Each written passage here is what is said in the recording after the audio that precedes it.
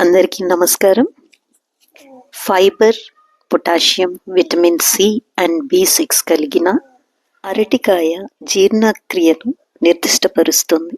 అలాంటి అరటికాయ రెసిపీని, అరటికాయ పులుసు ఈరోజు మన వీడియోలోని స్పెషల్. రైస్, చపాతీ, రోటీ దేంట్లోకైనా చాలా యమ్మీగా ఉండే ఈ అరటికాయ పులుసు రెసిపీని స్కిప్ చేయకుండా చూడండి. మరి అరటికాయ పులుసుకి కావలసిన పదార్థాలు: 2 టమాటాలు, 2 అరటికాయలు, కొంచెం బెల్లం, జీలకర్ర, పసుపు, ఉల్లిపాయ ముక్కలు కట్ చేసుకోవాలి, అండ్ చింతపండు, ఒక నిమ్మకాయ సైజు చింతపండు నానబెట్టుకోవాలి.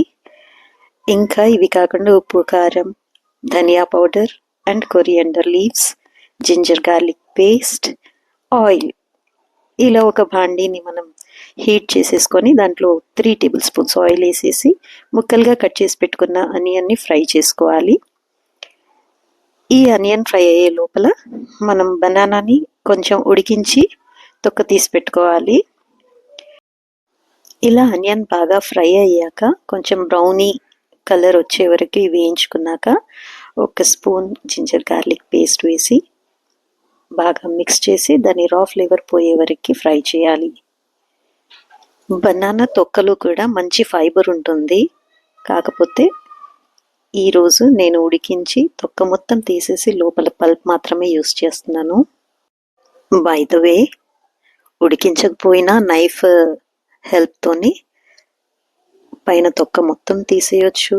పార్షియల్గా కావాలంటే పార్షియల్గా కూడా తీసుకోవచ్చు. అది మన ఇష్ట ప్రకారం ఉంటుంది. సో ఈ విధంగా తొక్క తీసేసి ముక్కలు చేసేసుకున్న ఈ బనానాని, ఇలా తొక్క తీసిన బనానా ముక్కలుగా చేసుకొని రెడీ ఉంచుకోవాలి. మన ఆనియన్ బ్రౌన్ అయిపోయింది. ఇప్పుడు పసుపు వేసేసి బాగా మిక్స్ చేసేసేయాలి. మిక్స్ చేసేసేసిన వెంటనే ఇప్పుడు బనానా ముక్కల్ని ఈ ఆయిల్లో వేసి బాగా ఫ్రై చేయాలి.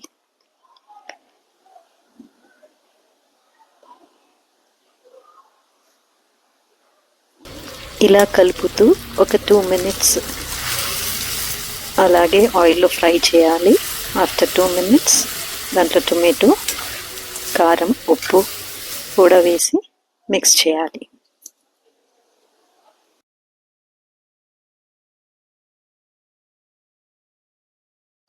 ఇలా ఈ ముక్కల్ని కలుపుతూ అడుగు పట్టుకోకుండా చూసుకోవాలి. ఇప్పుడు కాసేపు లిడ్ పెట్టేసి ఒక 1 మినిట్ అలా కుక్ చేయాలి, ఫ్రై చేయాలి. ఈలోపు చింతపండు రసం తీసి వడగట్టుకొని రెడీగా పెట్టుకోవాలి. ఇప్పుడు లిడ్ ఓపెన్ చేసేసి ఒకసారి కలిపి చింతపండు రసాన్ని ఇందులో పోసేసుకోవాలి.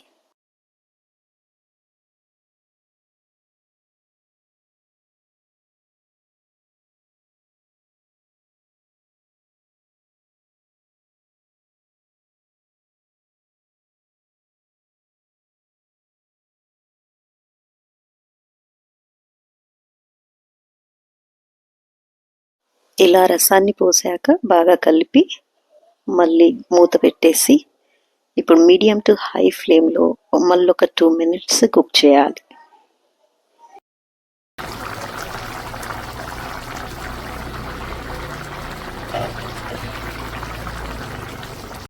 టూ మినిట్స్ తర్వాత ఉప్పు, కారం ఏమన్నా ఎక్స్ట్రా యాడ్ చేయాల్సి ఉంటే యాడ్ చేసుకోవాలి. అలాగే ధనియా పౌడర్ యాడ్ చేసేసి మళ్ళొకసారి కలిపి మళ్ళొకసారి మూత పెట్టేసి ఇంకొక 1 నుండి 2 నిమిషాలు అలా కుక్ చేయాలి.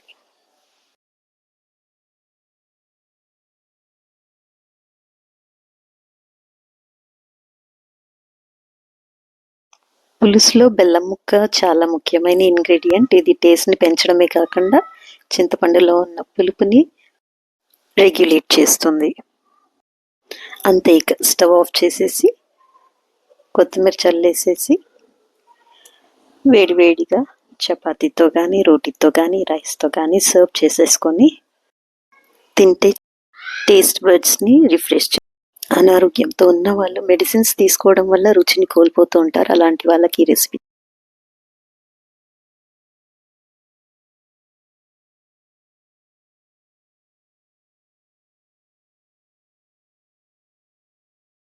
వీడియో కనుక నచ్చినట్లయితే లైక్ చేయండి, షేర్ చేయండి, సబ్స్క్రైబ్ చేయండి. Thank you for watching.